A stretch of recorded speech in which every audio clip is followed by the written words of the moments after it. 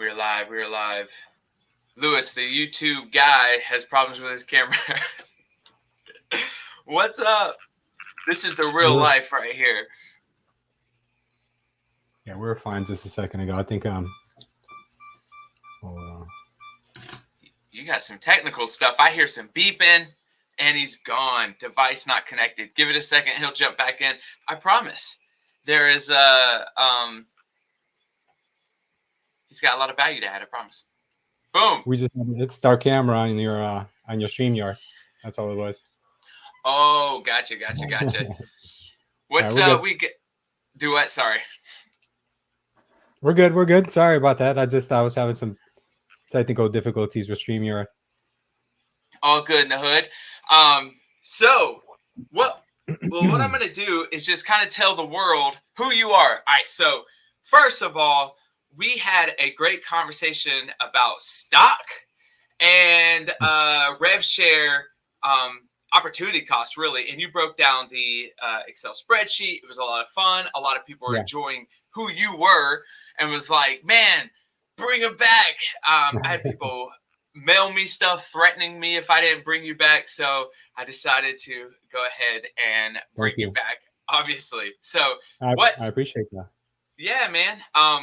Well, you got a good delivery, right? So it works out really well. And we all get to benefit from it. So thank you. So what we're going to be talking about today is a little bit about YouTube and real estate. Lewis has almost 30,000 subscribers on YouTube and a little over 2.1 million views. So he may know what he's talking about. If you don't mind, Lewis, tell everyone who you are, what you do, and how you do it.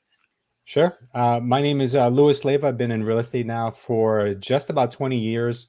Most of that time, it was in the stone ages of real estate, which meant really no technology whatsoever. Only in the last 5 to 6 years have we really tapped into the power of YouTube and social media, primarily YouTube, because a lot of people categorize in all social media platforms into like one group of just social media, but they're very different animals.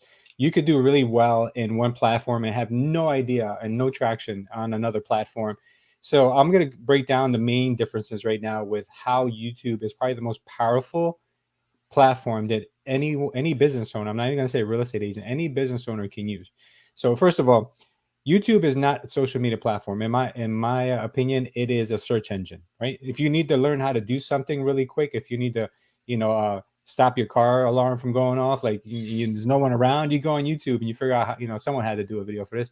So it's basically the best place for someone who is can pick up things pretty quickly, self-educate themselves, go to YouTube University and just plug in your search query. So as real estate agents, how do we capitalize on this beautiful tool that's free? Like going back into the 80s and 90s, if someone were to tell you, hey, what if I can get you in front of a million people? How much would you pay for that? If a commercial would get you in front of 1 million people, you'd probably pay in the millions, and it would probably cost you in the millions to produce such content.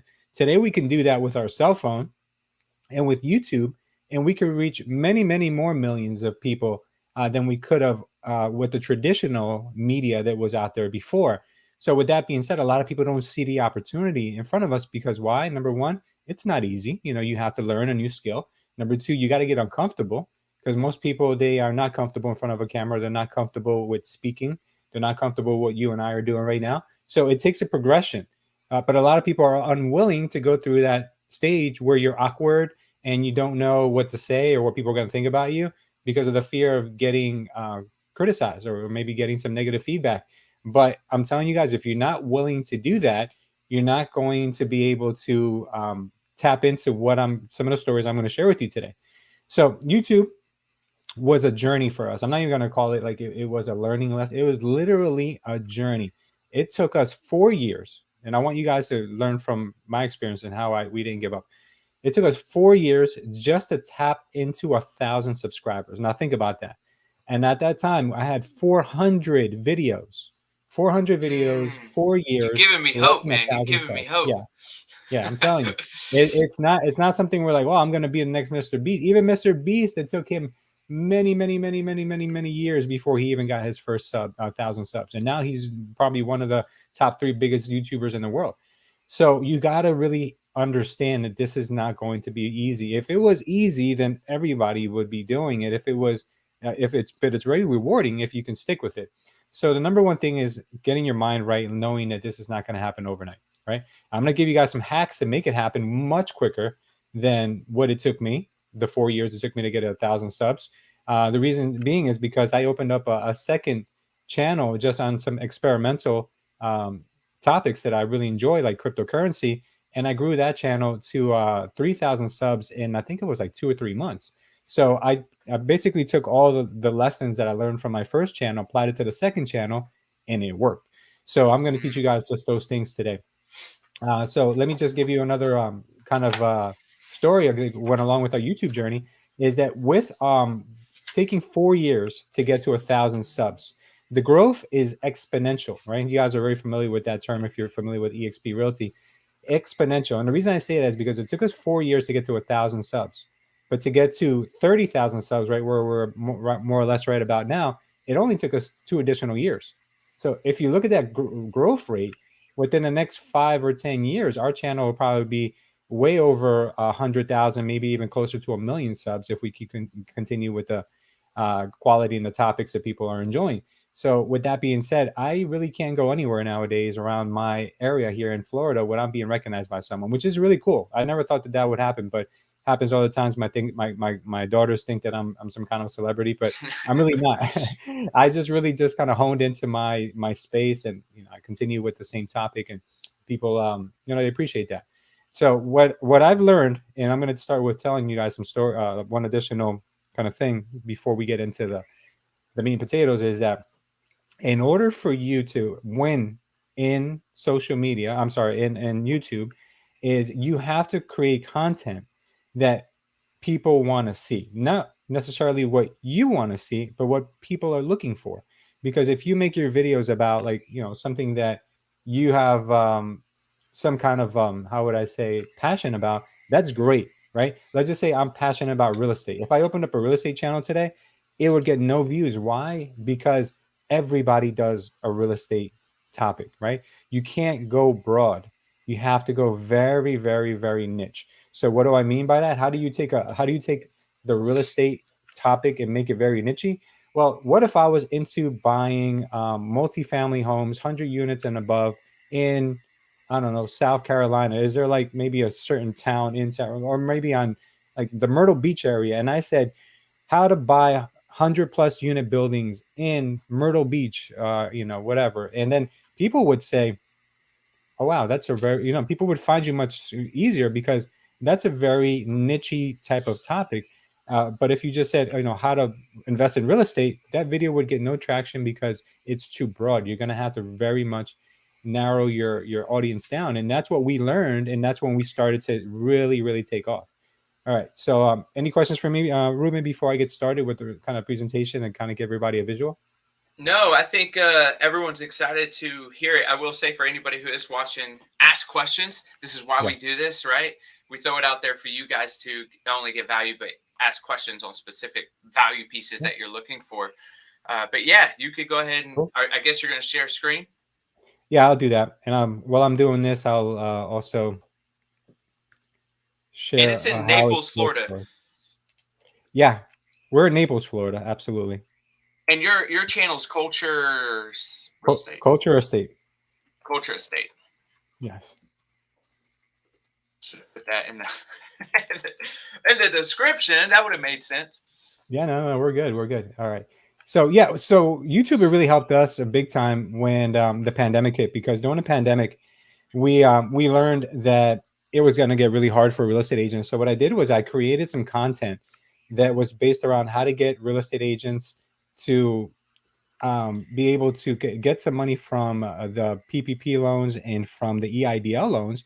I created a couple of videos on that, and they really did well. They did extremely well, because at the time nobody was covering those topics. There were very few people covering those topics, and the videos that I made unknowingly, I wasn't thinking these videos were going to get any views at all because they were so like weird.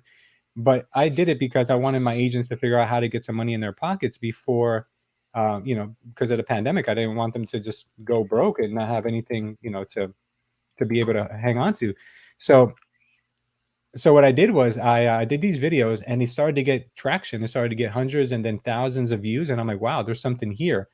And with that being said, I then found that this niche was a niche that was underserviced, and I continued with it, and that allowed our channel to grow pretty big, pretty fast.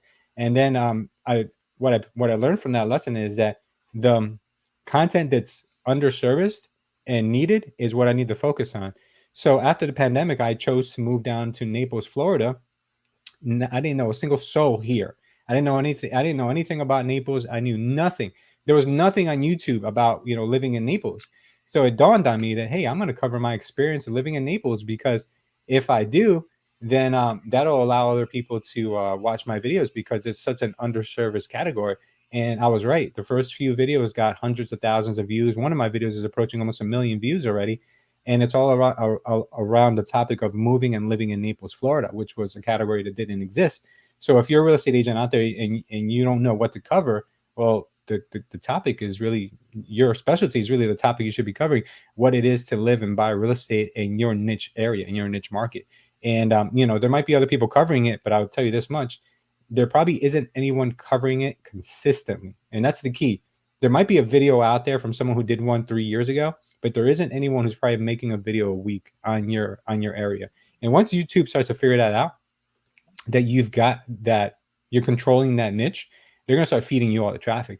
And then people start to see you as that authority on that location and that topic, and they're going to reach out to you. A lot of my videos don't even have my name. They don't have my website. They don't have really anything on me, but people still find me. They like track me down. They find my emails. I'm shocked how they find me sometimes. And that's one of the things that they tell me they enjoy about me. Is like, oh, you're not very salesy. You're not trying to like sell us on working with you, but we want to work with you. So with that being said, you throw in a plug here or there about when working with you or joining your organization or whatever the case, and crazy things start to happen. I've got people traveling down here and working with me from other countries, from all over this country, and it's been kind of like a very humbling experience. But it all began with that uncomfortable guy sitting in his office making 40 videos before he was comfortable letting at least one video out. And it was horrible. Looking back at it now, it was probably the worst video anyone could have made, but it needed to start with that in order for me to get to the point where I've got people from other countries flying in on my recommendation, working with me, buying $1 million, $5 million homes. It's really kind of it's a long journey, but it's very rewarding, like I was mentioning to you guys earlier. So I'm not sure if I'm going to be able to share my screen. I'm going to try one more time because it was giving me some kind of an error. Yeah, what's cool is with YouTube, you're creating real estate too. You're just creating real estate online, something that lives forever and can communicate for you as well. So it's real estate and leverage, right? Because someone's watching your videos right now while you're on video with me. So you end up multiplying who you are and the value that you could add as well. Yeah. So it's telling me here, since I did the upgrade to Monterey on my Apple computer, it's telling me here that in order for me to give StreamYard access to my screen, I have to restart. the StreamYard app. So if I leave, is that okay, or should I just talk to you guys about what's on my? Well, everyone loved your visual last time, so just let me just leave. jump out and jump back in. Then I'll come right back in. All right. All right. Yeah, let me do that. Yeah. So this is a perfect time for everybody that has a question about YouTube to go ahead and jump on in. I will say my own YouTube journey, it has been years, and I still don't have 1,000 subscribers. I have like 9 something, but I'm still, it is a consistent game for sure. So I'm excited to see what he has so we could all steal from it and run those plays by ourselves. All right. Let's see what he's got. Is it working? I'm not sure. Let me see. You know what I could always do is I could send it to you, and then you can thumb through it. Okay. How about that? Yeah, too easy. Yeah, good. All right, let me send this to you now. So it sounds like, I mean, at least so far, consistent content and be very, very, very specific on what content you're pushing out. So let me ask you a question. If I have a YouTube channel, Yeah. but I want to get started in getting more leads through real estate, especially through a Mhm. shifting market Yeah. using YouTube, my other YouTube, did you send it through email? Yeah, I did. Okay, my other email or my other YouTube has like, I don't know, anything on it. Should I go ahead and start using that platform that I currently have to start uploading videos? Or should I create, like you did, two channels Mhm. and one very specific, or maybe three channels, one specific on a certain location within, let's just say, North Carolina, and another one, very specific location, let's say Colorado? Like, should you Yeah. separate them? Should you just concentrate on one? What does that look like? Yeah, it depends on what your goals are. If your goals are to get leads for real estate, you should have the channel should be focused on just that. If you have another, if you want a channel where you just cover a variety of topics, like a variety show, or maybe sometimes, because sometimes people, you look at these famous YouTubers and sometimes they talk about anything and they got millions of views. Well, it took them a while to get there. So if you build your base big enough where, you've got 100,000, hundreds of thousands of followers, you can then start experimenting with your channel and talk about different things, because people are going there at that point for you. They're not going there any longer because you're the guy that showed up on the search engine. They're going there for you. So I would say that if even though it hurts, and I'm telling you right now, this is part of what's called YouTuber burnout. It Mhm. hurts to stay trapped in one topic for so long, but it's part of the process before you could kind of get into like different niches. And as you can see, like my example earlier with Mr. Beast, he's gotten to the point where he's got one channel with almost 100 million subs. Now what he's done is he's opened up separate channels that have millions of subs on their own, just because of the popularity of the first channel. He's pushed people over into the other one. So what I would say is, instead of trying to grow multiple channels at once, and trying to focus your attention on so many different topics, just sacrifice through the pain. I know it hurts that you have to cover real estate in, I don't know, Utah every single day, but not every day, but maybe at least once a week. But you got to do it till you get to the point where you're as big as, Meet Kevin, where he talks about, three different things on his channel.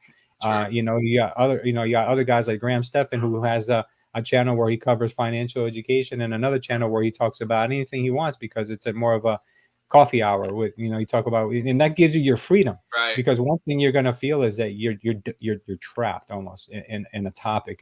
Have you felt that, Ruben? Is that why you're looking at a second channel? No, just wondering if it would be a better strategy, because obviously we have the Carolina Travel and Marshmallow, Yeah. the investing side, the sales side, the coaching side, like Yeah. just motivation side. Like, it's all wrapped up in one. It's a mishmash. Yeah, I know what you mean. What I would say is that if your goal is growth, stick with one niche, because you're going to confuse your audience, because you're going to be Yeah. attracting. You're going to get, you're going to put a video out there that's going to get you a lot of traction. It's going to bring you on 100 new subs, and they're there because they want to move to North Carolina.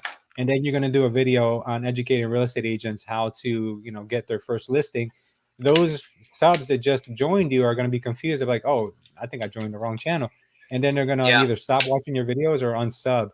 So I would say be very conscious of who your audience is and what their interests are, and continue double down on that. Because once your channel starts getting momentum, that's when you really need to start getting very serious about it. Because momentum, in the YouTube algorithm, is hard to come across, and when you do find it, you need to double down on that niche. So Right. if you look at your video analytics and you see, wow, this one video performed better than all of them, find out, go in there and dissect, what is it about this video that people liked? What did I do different? What did my thumbnail look like? What did my opening look like? How long was the video? What were the Yeah. comments on the video? What was the like ratio? How long were people on the video for? All of that data is available on your YouTube creator studio. It's everybody has access to that, and this is all free, guys. None of this costs you a single dime, other than your time. But you're gonna definitely see that.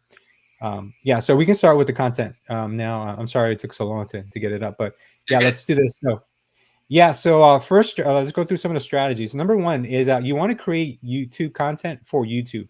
You don't want to you don't want to create content for, let's say, Yeah, you might want to mute me. Yeah, so you don't want to create like TikTok content and then surface it on YouTube, because the YouTube algorithm doesn't like that. You don't want you have to create content that the YouTube algorithm is looking for.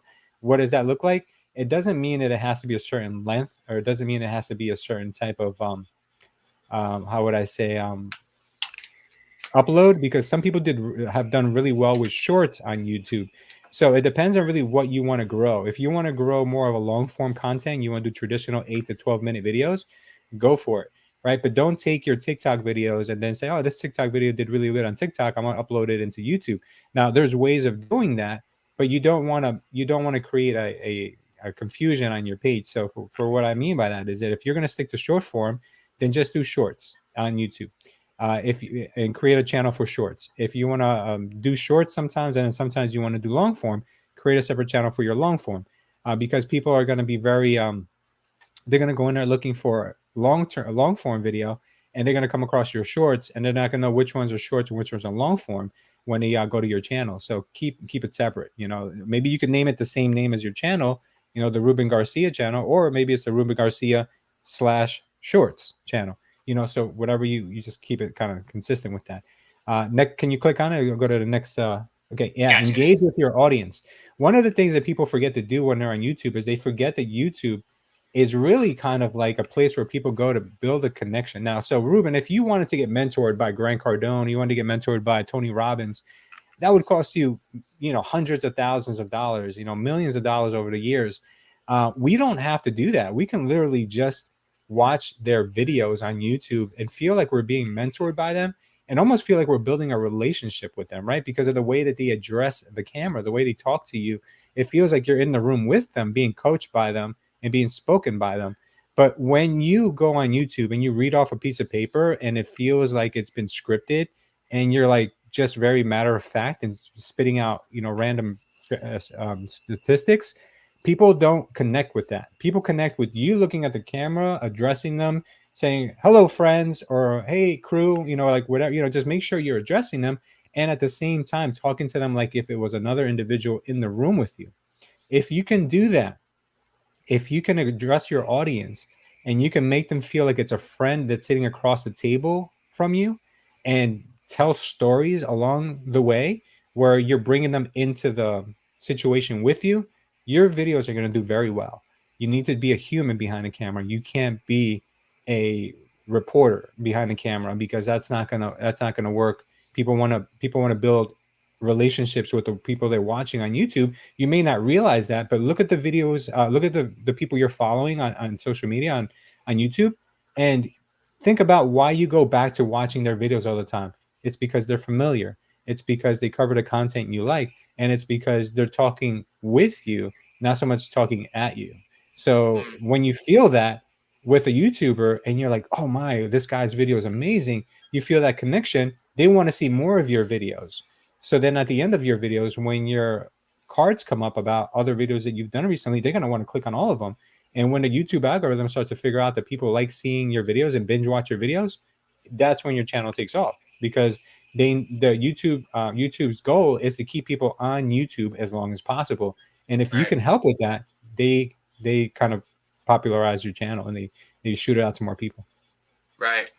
Yeah. Love it. Create the content that they want to see. I spoke about this earlier. I'm not going to, beat a horse to death with this one, but it's not so much about what you're interested in. It's about the niches that people are looking for. Okay. So keep that in mind. Let's go ahead and go on to the next one. Next topic. Boom. Yeah, picture says 1,000 words. Yeah, so that's why we're doing these slides right now, because people need to see. If you're talking about something, show them. If I'm talking about anything, I usually have B-roll, which is basically just footage of what I'm talking about. So if I'm saying, "Hey, Ruben, you got to see this gym that I just went to work out at the other day," or if I'm adjusting my, Ruben would probably want to see like what I'm talking about. Like, hey, you got a picture on your phone? So like I said, it's the same thing as if somebody was sitting across the table from you. Show them what you're talking about, which not only is a better visual, but it's more engaging to the viewer, which makes the viewer stick around longer. The longer they stay on your videos, the better a signal you give to YouTube. All right, let's go to the next one. I don't want to. All right, hold on. There you go. Yeah, cracking the algorithm. The algorithm is a a lot of people think that they get to a point where they feel like the algorithm hates me, the algorithm's against me, I can't figure this algorithm out. YouTube is always changing their algorithm, right? It's always that. At the end of the day, guys, it's not really the algorithm. All it is niche content that is relatable, palatable. You got to be obviously engaging with the camera, and you got to make sure your content is is watch worthy. You know, so for instance, what I mean by that is take somebody who you trust, who doesn't always give you a yes, or you're a yes man or yes woman, and tell them, hey, watch this video. Tell me how I can improve on this video. If you make your first few videos, they're going to tell you it's a little boring, the lighting's a little dark, your audio is not that good. They're going to give you these pieces of advice. Don't take it to the heart and improve on it, because as you get these videos get better and you crack the algorithm by creating the content people want to see, uploading on a consistent schedule, and improving on your videos as you go, people are going to really want to continue watching them, and your audience is going to grow exponentially like ours did. So that's really all there is to it. There's nothing really special about getting found by the algorithm. It's just going to take you a little bit of time, and you got to follow these rules so that way you could ride that wave that people say. That's awesome. Yeah, I think maybe if you have enough time, we'll switch over to my YouTube and you can beat it up. You could talk about, what you see, and maybe that helps someone else as well with theirs. They're like, man, a lot of what he's seeing and his is something I could correct as well. Yeah, we could definitely do that. Perfect. All right. Yeah. So here we got what the body of a YouTube video should look like, right? And I've made some changes to this over the years, but this works right here. This really works. So you've got your opening section, you've got your body, and you've got your closing. So let's start with the opening section. Today you're going to learn. So tell people what the video is about, because if I'm looking at if I'm searching for a video about fixing my leaky faucet, I want to make sure I got the right video, because if I click on something that looks like, hey, this guy's going to teach me how to fix a leaky faucet, but you don't tell them that initially, they're still wondering, do I got the right video? So make sure that you tell them what they're going to learn. You can ask for subscriptions and notifications, but I found that this works better in the body of the video, because at the body of the video, people are already kind of like happy that they're learning from you. But if you ask them for this before you taught them anything, then it's not such a good idea.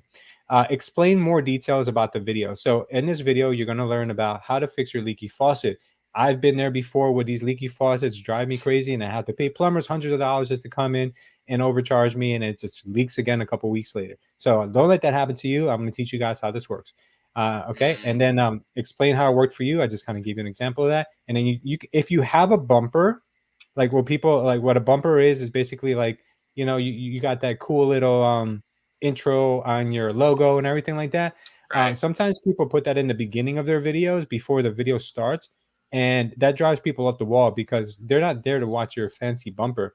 They're there to get the information. So if you have a bumper that you need to use and you must use for branding purposes, this is when you put it between the opening section and the body. Now, I'm not a big fan of it. You don't have to do that, because really people are there for you, they're not for that. But if you have to do it, then that's where you would put it. Then in the body, you would teach, get right into your topic, jump right into the topic, right. Tell them, if it's in 1, 2, 3, 4 steps, then tell, okay, we're going to break this down in 4 steps. Those videos are called listicle videos. Like when you have lists, those work really well because people like to stick around for the final step. So if you do those, this is a good way of doing it. So 5 steps to fixing your leaky faucet. Step number 1, make sure the water's off. Step number 2, make sure you clear all that stuff out of your way. Step number 3, make sure you have a wrench, make sure you have a bucket for any extra water, and make sure that you've got proper lighting under the, whatever.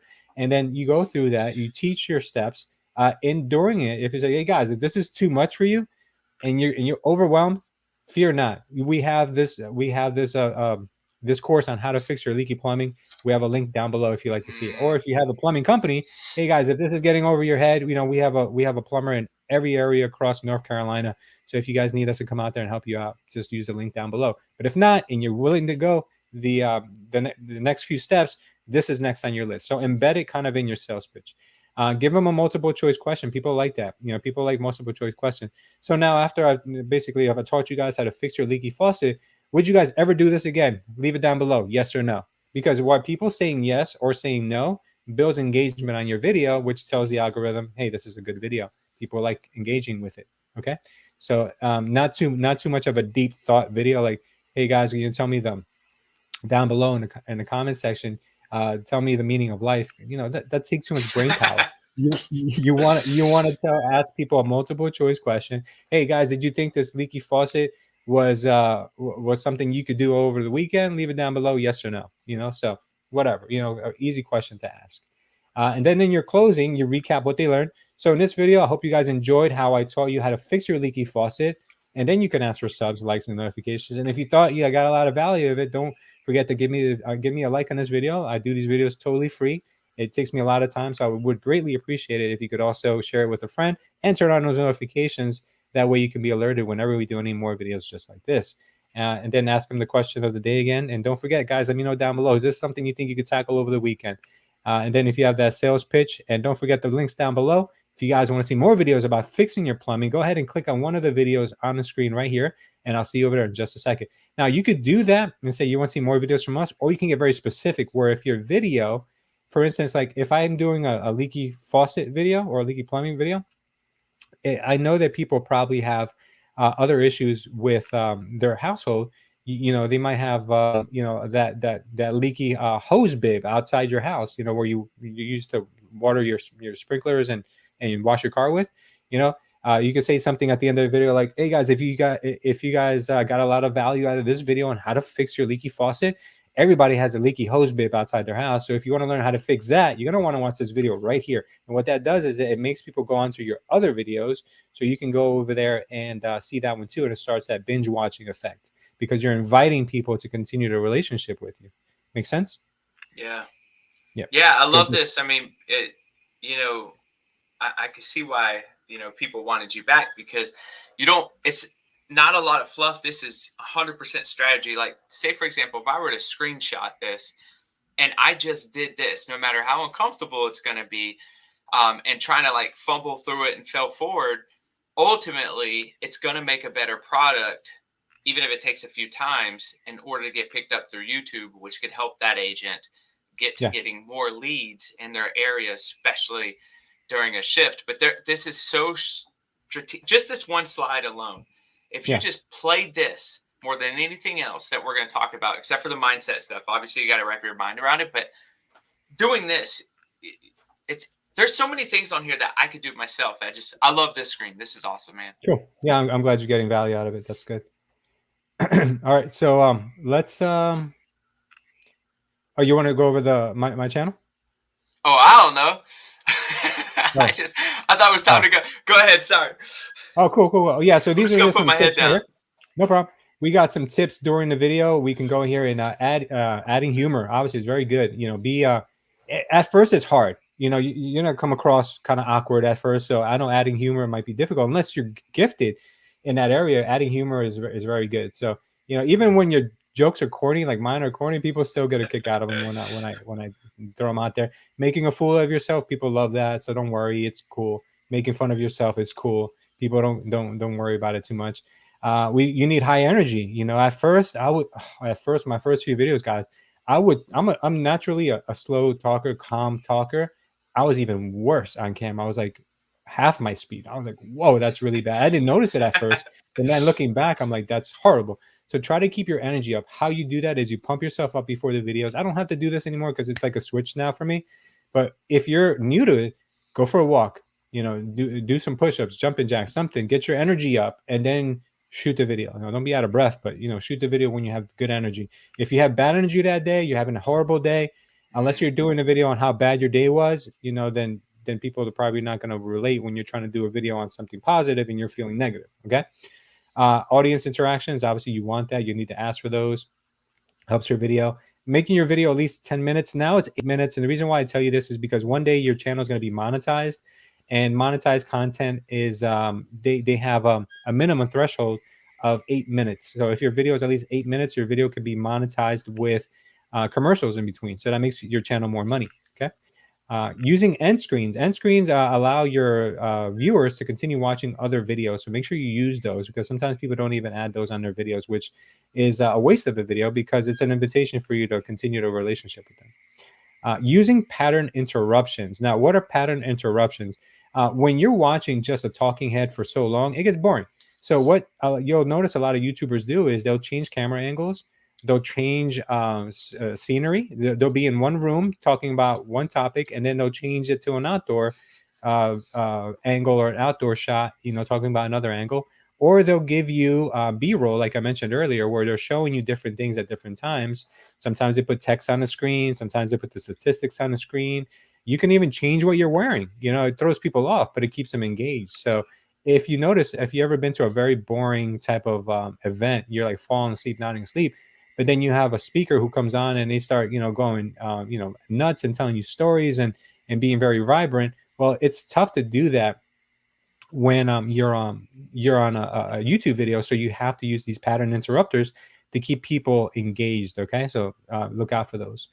Asking the audience for questions, that's also something that's very important to do because you're engaging with them. Remember, this is a conversation. So if I was talking to my friend, I wouldn't just talk to my friend. I would expect my friend to talk back to me. So asking them questions kind of makes it more feel like you're having an interaction with that person. And by human nature, that's what we look for. We don't realize these things, but we want someone to have that relationship with us. Remember, there's a lot of people out there who don't have many friends, and they think you're their friend when they watch your YouTube videos and they meet you in person one day. They feel like, oh my God, I've known this person forever because you've spoken to them so many times, and it feels like you already have that connection. Okay. Now you can also have some tips for uploading your videos. Uploading the videos is also a specific way of doing it, and there's an art to that as well. So number one, at the end of your videos, right, YouTube doesn't want to do all the heavy lifting for you. Okay, what I mean by that is if you have a new channel, they don't want to just like say, oh, okay, you're new to YouTube, oh yeah, we're just going to promote your video everywhere. So what you need to do is at the end of uploading your video, it asks you, do you want to share your video to other places? So yeah, sharing your video to Reddit, to Facebook, sharing your video to Twitter, wherever you have followers, share it everywhere. Because if you don't share it, that you're not bringing your audience that you have in other places to YouTube. Well, YouTube is not going to have any data on your videos because they're not going to take the risk on you by start promoting you to a ton of people. They would rather you take the risk and bring people onto their platform so they can then start seeing how long they watch your videos, seeing which videos are the most popular, seeing which ones have the most engagement.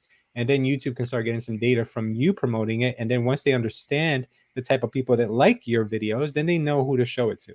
Make sense? Good.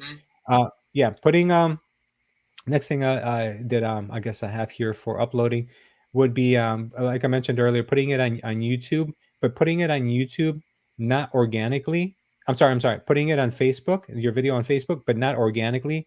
Don't upload it like a file. Share it from YouTube to Facebook. Even though Facebook doesn't like that, our goal is not to make Facebook happy in this situation. It's to drag people from Facebook to YouTube. So the way you do that is by sharing it from YouTube to Facebook. That way it links them back into YouTube. Okay. So Next. don't share just the link. Yeah. So on Facebook, don't upload the video as a file and Oh, make I it see. Yeah. Totally. Don't upload it as a file and make it native on Facebook. Share That's the right. link from YouTube. Okay. Okay, got it. Yeah. Next is dropping the video between 12 to 4 p.m. weekdays or 9 to 11 on weekends. Those are the highest time viewership of the United States, depending on where your target is. But in the United States, that's where you're going to see the most traction on your videos. Okay. Now, next would be checking your title's effectiveness. So there's a website called the American Marketing Institute where you can actually plug in the title of your video, and it'll tell you how high of an emotional score it has. So the higher the score, the better. Now, this is what copywriters use. Copywriters are paid professionals who, write for newspapers, editors, books, all those things. And they need to make sure that their titles have very high impact score. Now, some of my impact scores have done very well, like in the 40s and 50s. Those are very, very good emotional scores. So, for instance, like if I wanted to make my title very, very effective, I could say something like how to buy real estate in North Carolina, right? That would probably get a very low score.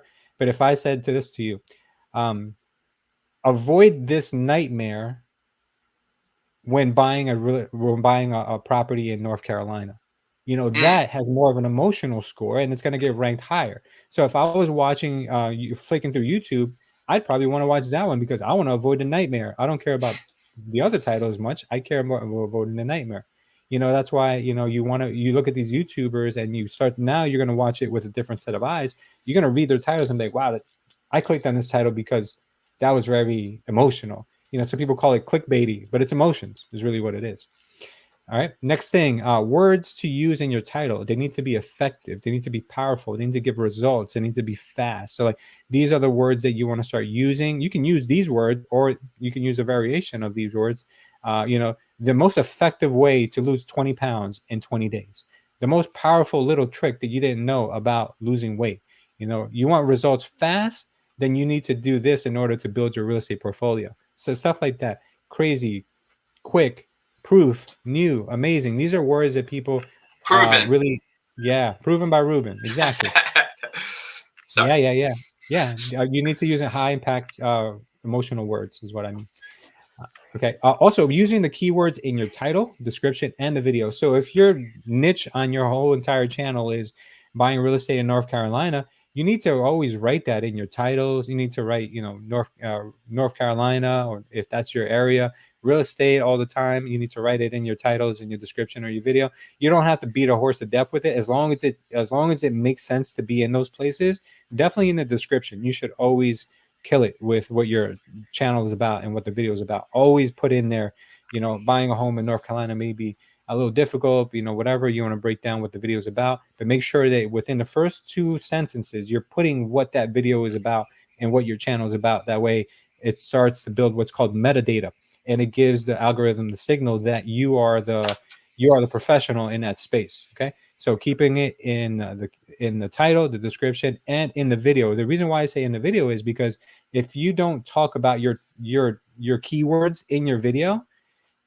YouTube actually has a system that they can actually dictate what you're saying to make sure that you didn't write in the title, I don't know, something about like crazy that maybe is trending, something like Kanye West and what's her name, Kim Kardashian just got divorced, or maybe they just got back together, just for the clickbaitiness of it. And then in your video, you're talking about, hey guys, if you're looking to sell your home, it doesn't mesh, it doesn't click. YouTube's going to know that, hey, we're not going to promote this video because he's baiting people and he's making them come to this video and he's giving them something else. So you need to talk about what your title and your description says. All of it has to match up. Say it as many times as you can in your video. That way the system knows that, yeah, this guy's congruent. He's definitely talking about this one topic. Got it? Yeah, man. Yes. Good. No, what do you got now? Some of the videos that we have here? Yeah. Well, it's the next one on your slide. Oh, yeah. Oh, I'm sorry. This is my next slide. Oh, yeah. So this is an example, guys, of what your thumbnails should look like, just to give you kind of an idea. Your thumbnails have to have expressions. They have to be, what about your videos about? They have to kind of make the person want to click. So if you can look at the last video I did recently, well, no, this was from the last video I did on this slide, but I've done several other videos after this. Confronting a car salesman in Naples. You see that I used the word confronting, right? I didn't have a fight with this guy, but it sounds like there was an altercation there, and it looks like him and I are about to get into a fisticuffs. You we look about to fight, and people are clicked a lot. This video had a lot of click-through rate because of the thumbnail. It's not a normal thumbnail that I would normally have done. As you can see, my other thumbnails are a little bit more polished, but this one I went with the screen grab because I thought the screen grab really kind of did more for the video than me getting ready for a video thumbnail like I've done in the other ones. So it just goes to show you sometimes you got to experiment, and that experiment paid off because this video got like 10,000 views in a month, which was pretty good for a video. So yeah, with that being said, if you want, Ruben, we can go ahead and check out some of the maybe one of your videos and I can give you some feedback. Okay, sweet. Let me jump off here. Awesome. By the way, does anybody? Let me ask if anybody just started a YouTube channel yesterday. Scott Moore. Nice, Scott. Congrats, brother. Yeah. So I wasn't able to see the comments because I was full screen on mine. Oh yeah, no worries. We got a question. How do you create the thumbnails? And then I will go to my YouTube channel. Okay, sure. Thumbnails. I used to create my thumbnails. You can easily just grab your cell phone and take a picture of what you're talking about in that video if it's relevant. So if I'm covering like Laudermilk Beach in Naples, Florida, I'll go to Laudermilk Beach in Where? Naples, Florida, and I'll find the nicest sunset or the nicest anything, and I'll take a picture with my cell phone, and that'll perform well. If it depends on what you're talking about in that video. If I'm talking about a leaky faucet, and I'm gonna want to take a picture of the leaky faucet, faces perform well. So if you can have your face in it where it makes sense, then put it in. But we're really at the thumbnail. At the end of the day, it really just has to. You almost have to create your thumbnail before you create the video, if that makes sense to you guys. The reason why is Really? because you're gonna put in hours of work on this video, but then you're gonna use a crappy thumbnail, and no one's ever gonna watch your video. So think about what would be an amazing thumbnail for this topic that I have. What would be really out of this world? And then if you could think about that and you say, well, you know what, I could grab that during one of my uh, during the video shoot, or if it's not, you're not going to leave your house and you're going to be talking from your office in your house, then you got to think, okay, how can I make the thumbnail really pop out? So what you want to do is search the topic that you're talking about on YouTube, and you can see what everyone else's thumbnail looks like. What you're going to want to do is do something similar but different. So you look at the ones that are performing the best, get an idea from them, and then find a way to make your thumbnail even better. Okay, and you can use a system like Canva, which is totally free. I've matured into Photoshop, which was not easy. So if you guys don't have hours and hours and hours upon hours, to learn Photoshop, then stick with Canva. It's much easier, user friendly. I did a very, very long time just using Canva, and then sometimes you don't even need that. You just need to take a cell phone picture of yourself or whatever, and that works just as good too. All right, so don't overcomplicate is what I'm saying. You'll learn as you go, and you can always go back and change your thumbnails if you're not happy with them or if you get better in the future. A lot of YouTubers do that. I love it. All right, so I am. Hold on one second. All right, here we are. Can you see it? There it is. Yeah. All right, so a few things that I was told. One is to put like a little thing, a quick what this whole channel is about, up here at the top where it says new video every week, real estate, business building, no fluff strategies. I just kind of threw that up there. I was just not even sure. I mean, I guess we'll start there. Like, what needs to be in the background right here? What are your thoughts? Yeah. Throw it at me. I would use a brighter background. I would get more of a bust video of you, bust picture of you instead of just a face video. A face picture. I would get more of a bust, maybe elbows up at least, or waist up, and I would put bullet points of what you talk about on your channel instead of real estate biz building. That's such a broad topic. Right. Yeah. Got it. And would you suggest everybody put these links up here at the top as well? Oh, absolutely. Yeah, you could always do that. People once they go, if they're on this page, which is your channel page, if they're on here, it's because they're looking into you. So yes, for sure. And they want to follow you on like different stuff, because sometimes we upload stuff to Instagram that's like a quick, hey guys, how you doing? Just walking through the park today. Just want to say hello. How's everyone doing? Right. You don't do that on YouTube, but you might do it on Instagram. And they might want to have that with you. Right. Okay. And here are this is my, I guess, homepage. Usually, especially if you're a new person, there's a video right here kind of welcoming you a little bit. This is a live video. So obviously not big. I mean, what do you see? Like, not big on these, the shorter videos, like you were just talking earlier, stuff that should be in shorts. These are shorts videos, right? Like they're a minute long. This is 23 minutes long. And it did way better. So what are your, what do you see? Like, do I need to click on a video? What do you see? Well, initially, I'm going to tell you right now, from the thumbnail, you got too much text in the thumbnail. Yeah, I've been told. So what I would do is, like, let me just look at the first one where you're looking down at your phone. It says, "Are you ready to tackle your real estate goals? Think small and consistent." Right. I would use like, if you're gonna use words on your thumbnail because you can't describe in a picture what your video is about, I would say something like, maybe in the big words, big lettering, big font, you could write something like, avoid failure, or right.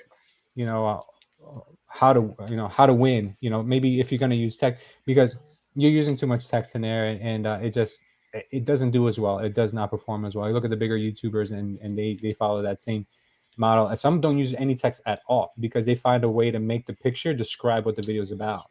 Yeah, so that's what it sounds like. I need to, like you just said, let the picture tell the story versus the words, because there's a ton of words. Yeah, for sure. What is one of your real estate goals? What is one of your goals? Oh, for me, for the overall organization to double the closings of last year. So 2,000 units closed. Okay. So maybe your thumbnail should have said 2,000 units and then you holding a stack of money like this. That would have been a thumbnail that most people would have probably wanted, a video more people would have seen. So what I'm telling you to do here is think about what your video is about and what that would look like in a picture, and start with that in mind first, and then do the video. Thumbnail before the video. That makes sense. Is there anything else that you may, I don't know, want to dive into, or how about splitting things into playlists? This is kind of playlists are very important because these are private. So this doesn't show stretching because I'm getting old, and this doesn't show because it says private NFT, metaverse, crypto stuff. But you need public playlists. These are your private playlists that I think you keep for yourself. Keeping public playlists are important because if you've got a topic such as like multifamily investing, that could be one playlist, and another one could be finding your first time home, which all in the real estate niche, but they're different topics within real estate. So it's really up to you to kind of chop those up into categories of what you think fits into what. Like I have different playlists for moving to Naples, and I have other platforms for another playlist for following me on my journey, because I cover some of some lifestyle stuff down here as well. So I kind of keep it into different categories, different buckets. I like the beard. Yeah, so it's an older video. Oh, I'm wearing the same shirt. That is not planned. But yeah, okay, cool. Yeah, so I did my best to talk with people as they do come through. Not a huge video, 731 views, but okay, cool. I just wasn't sure if there was something else that you could see in here that maybe you could critique. And this video here, the title on this video is much better, as you can see, because you said what the video was about, very short amount of words, and then you also said ups and downs. So people want to know that. Yeah. If you would have left that part out, I guarantee your video wouldn't have done as well. Right. What's your thumbnail look like on that one? This one, I don't know how to really see it, but do you see it right here? Yeah. So it says rehab to Airbnb, and it's got a little arrow. Let's do this. Let's do this. I'm going to show you something real quick. Click on your picture on the top right. On the top right. Go to YouTube Studio. Go to YouTube Studio. Got it. Here we go. Real life. Everyone's watching. We're gonna go to content on the left. Okay. Yeah. And then we're gonna you see where it says views. Click on views. Right there, to the right, right there. Yeah, click on that. So I think mine's gonna be similar to yours. Yeah. So the PPP, EIDL, I did the same thing in 2020, and those were my highest viewed ones. Okay, that's okay though. But as we scroll down, we're gonna start to see some of the ones that you're still covering that did very well. So maybe pick out one of the ones that you recently did, or pick out one of the ones that you still cover, one of the topics you still cover now that's closer to the top. Yeah, sorry, go ahead. And then we'll see why those perform better than maybe some of the other ones. So here's one. Well, that was at EXPCon, but it was when I was talking to Grant Cardone. Obviously, I stole his thunder on that one. Podcast. Yeah, it'd be more the Airbnb, and then we got 8 ways to make money at EXP, which is the EXP conversation, and another podcast. And the truth about EXPCon, was it a bust? So yeah, it looks like EXP and investing, because this is my welcome video, like welcoming people to the channel. Yeah, we can't count that one though, because that one gets viewed. Yeah, 2 things I learned about mortgage forbearance, but that's 2020 stuff. Stimulus check, 2020 stuff. Yeah. So it looks to me like your channel. There's other ways to find out, what people like on your channel, but it seems to me like people have come to your channel a lot to find out more about Airbnbs and to find out about EXP Realty. So if you kind of did those two topics on your channel, I think you'd grow a lot quicker. The other thing you can do here also is go into your analytics, and your analytics will tell you what people are watching. So click on the left. You're going to go to click on audience on top.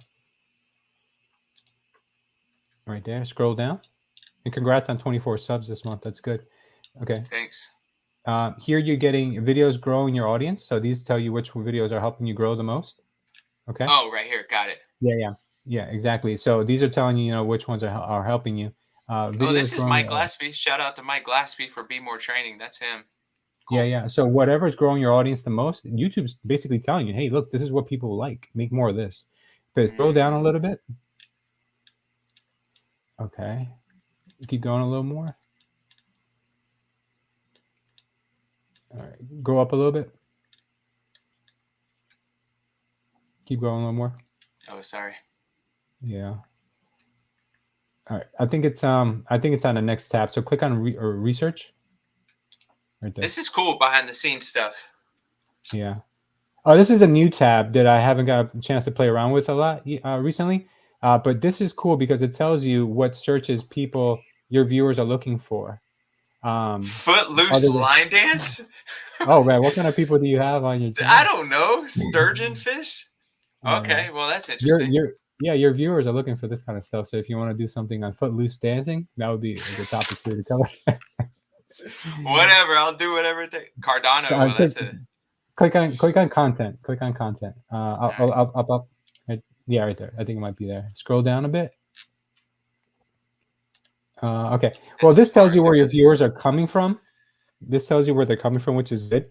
It tells you that people are most of them are coming from your video views, not so much from your shorts. Some from your live streams. That gives you a little bit more in depth of where they're all coming from. Oh, that's interesting. I didn't realize shorts.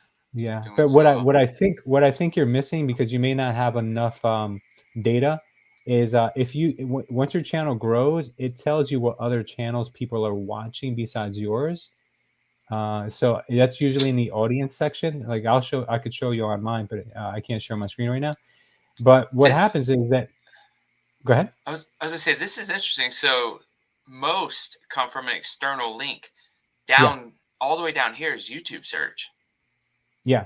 So you need to make your YouTube videos more searchable, because right now the majority of them are coming from you pushing people to the videos. Oh man. Yeah. Your shorts feed is doing pretty good.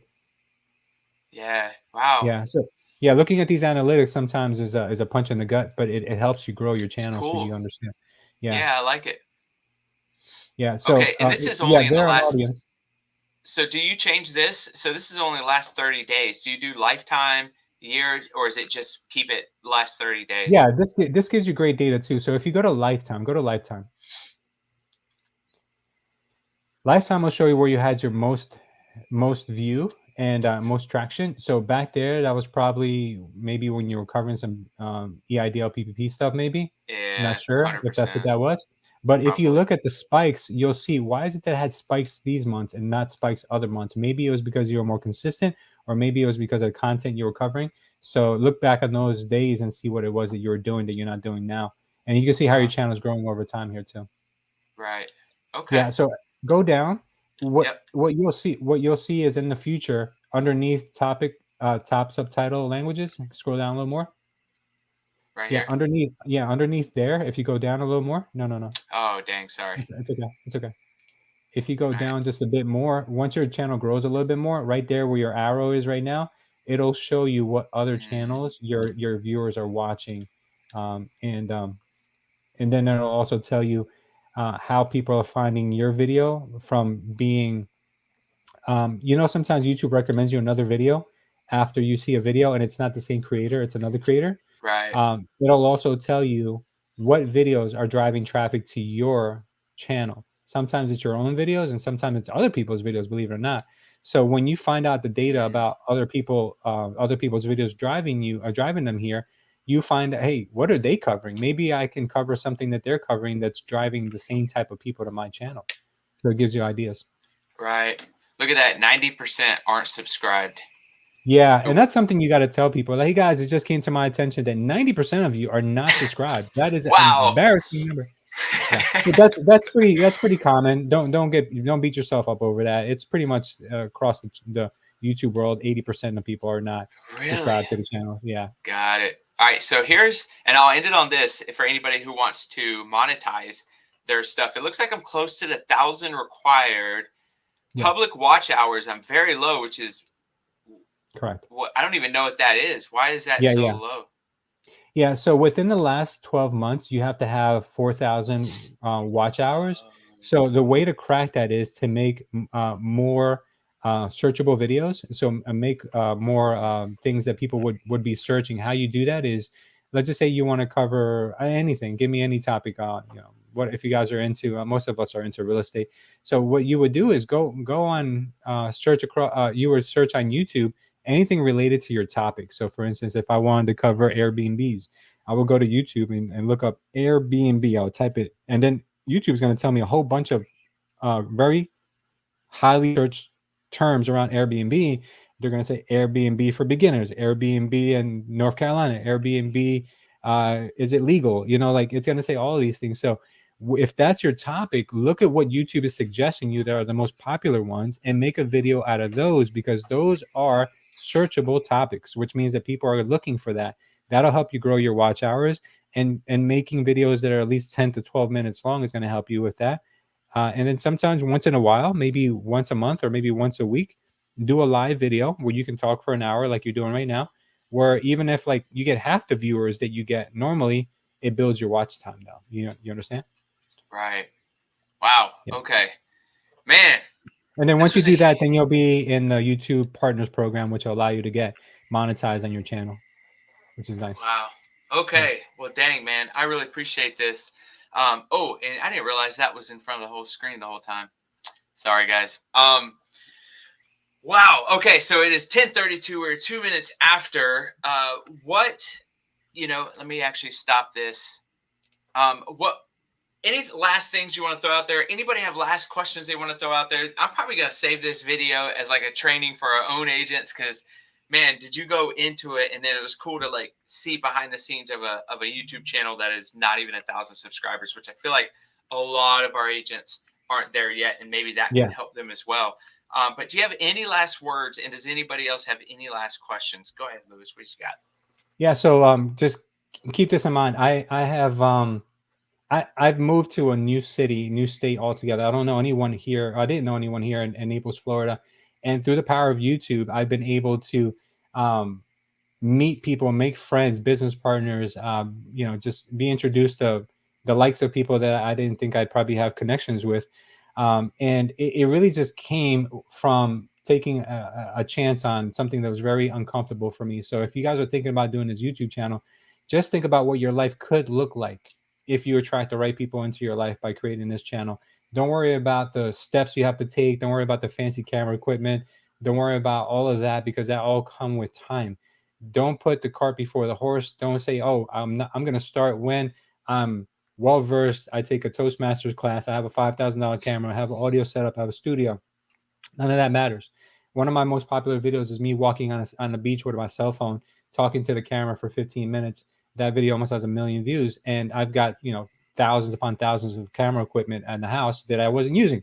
So it doesn't have to be that way. So don't overcomplicate it. Just start and be consistent. That's really all you have to worry about. And know your topic, because people can pick up when you don't know what you're talking about. Make sure it's something you're passionate about. Love it, man. Love it. I mean, I think that's so important. So thank you. Thank you for showing up. If anybody does have any questions or they want to connect with you, obviously subscribe. Yeah. But where can they find you, man?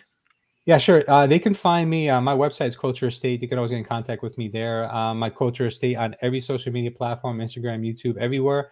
By the end of the year, I will have a full-blown YouTube course out on how to create your YouTube channel and career around YouTube if you want to be a full-time YouTuber, or if you want to use YouTube to be your main arm of your marketing for your business. It's going to be very thorough course and very inexpensive. So you guys are interested in learning more about that, just go to my website, Culture Estate, send me a message, and I'll put you on our our pre-launch list, which will give you a pretty hefty size discount when we do launch the course. Awesome, man. I appreciate it, dude.